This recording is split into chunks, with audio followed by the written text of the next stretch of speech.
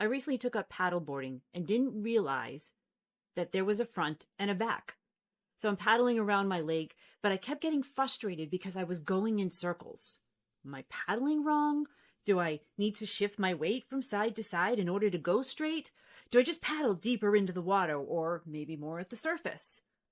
I tried every which way I could to go in a certain direction, but nothing seemed to work, and it took forever for me to get anywhere. I tired very quickly. As I was getting off on the first time, that's when I realized that there was this arrow facing the certain side of the paddleboard. Is that where I'm supposed to be pointed to in paddling? Soon as I turned around to face that way, it was like I now know where I needed to go, and it was hardly any effort for me to get there. It took me 45 minutes to figure out why I was going in circles. And then I did it the very next day again, even after I had figured it out the first time.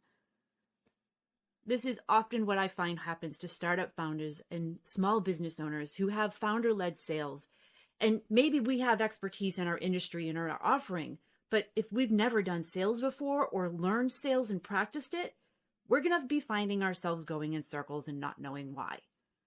And when we have to be most efficient with the time that we have because we can't sell all the time between developing products and operations and finance, our time is better spent in other areas rather than trying to figure it out as we go. And it's expensive.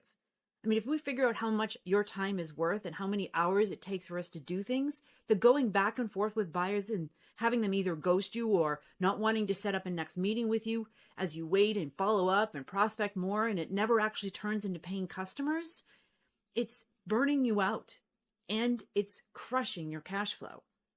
And then there's the cost of not getting those customers. How much funding does that cost you? And how can you even verify if we have product market fit if they're not willing to pay for it and then not end up renewing when they do? And it's not just because of product, but it's also in how they were sold and the expectations that were set to begin with. Sales skills are something that would not only help you to sell more and better and more predictably, but is also going to help you later on as a leader of your team or as you work with investors to set realistic sales targets. Because now you know what it takes to sell with your ideal buyers, it will be easy for you to hire and onboard new sales hires.